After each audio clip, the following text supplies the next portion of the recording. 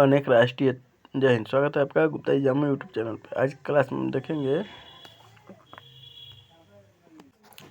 में हम देखेंगे मौर्य साम्राज्य से पतन से संबंधित तथ्यों को।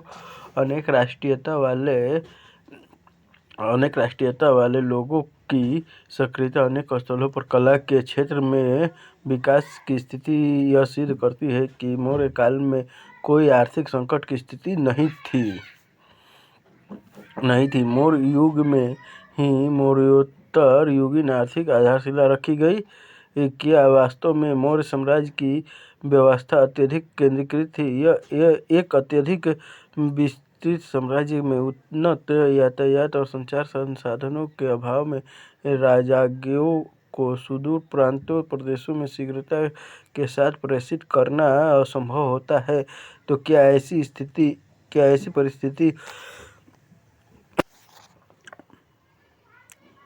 ऐसी परिस्थिति में मौर्य साम्राज्य में एक अत्यधिक केंद्रीकृत व्यवस्था की स्थापना संभवतः यही कारण था कि अशोक ने अपने उच्च पदाधिकारी रुजुकों को स्वतंत्र निर्णय लेने का अधिकार प्रदान किया और इस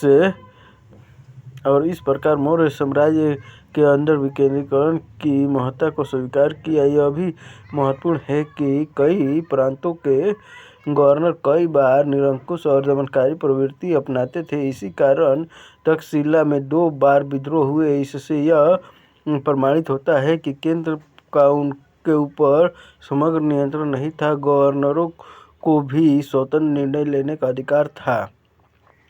अशोक ने धम्म नीति का प्रतिपादन करके राज्य अधिकारियों को कर्तव्य संहिता प्रदान की और धम्म के सिद्धांतों को भारत के अनेकानेक मार्गों, सीमाओं और क्षेत्रों में शिलाखंडों तथा स्तंभों पर अंकित करके राज्य पदाधिकारियों की निरंकुशता को नियंत्रित करने का प्रयास किया। अशोक के समय में मौर्य साम्राज्य नितांत सुरक्षित था। किसी विदेशी आक्रांता ने भारत पर आक्रमण का साहस नहीं किया। अशोक की मृत्यु के लगभग 4 दशकों तक कोई भी बाह्य आक्रमणकारी भारत पर आक्रमण नहीं कर सका। यही अशोक की उपलब्धि थी।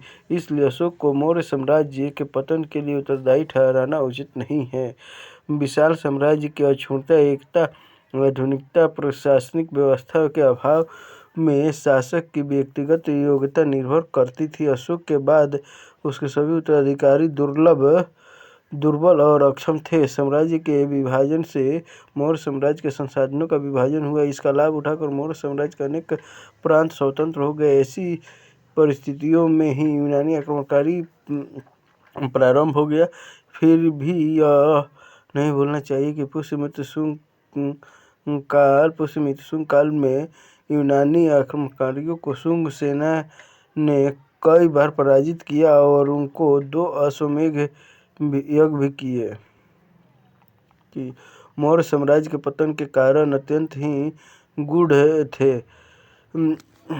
जैसे अशोक महान सम्राटों के प्रयासों के बावजूद सामाजिक राष्ट्रीय एकीकरण संभव नहीं हो सका था।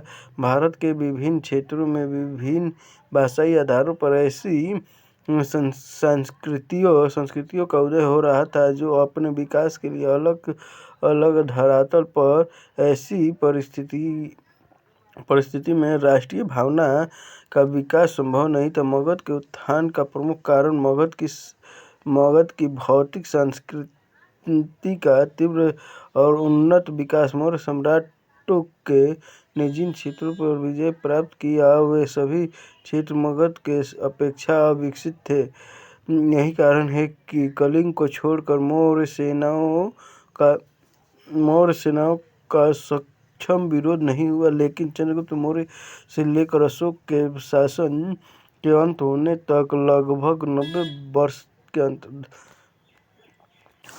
90 वर्ष के अंतराल में मगध की भौतिक सांस्कृतिक का गौरव मगधीय क्षेत्रों में विकास हुआ। यहाँ की सुदूर दक्षिण का जनजाति समाज भी सभ्यता के महत्वपूर्ण चरण में प्रवेश करने लगा। भारत के मगध एशिया, पश्चिम एशिया खाड़ी प्रदेश भूमध्य सागर क्षेत्र में व्यापारिक संपर्क स्थापित हुए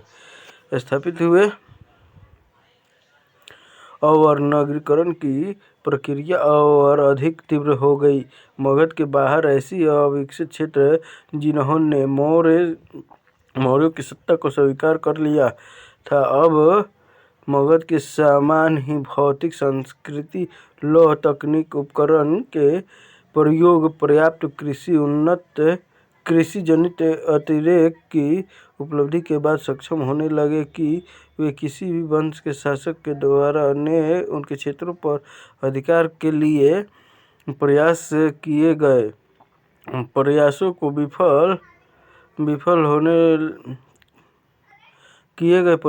विफल कर सकते थे।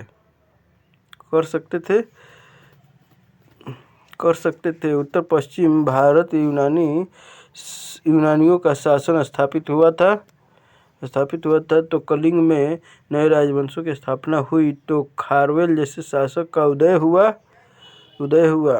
विंध्य के दक्षिण में सातवाहन शासकों ने अपनी सत्ता को स्थापित किया। प्रथम शताब्दी में ईस्वी में पुराणों के अंदर वर्ण संकर के रूप में सामाजिक संकट के यथार्थ का उल्लेख होता है।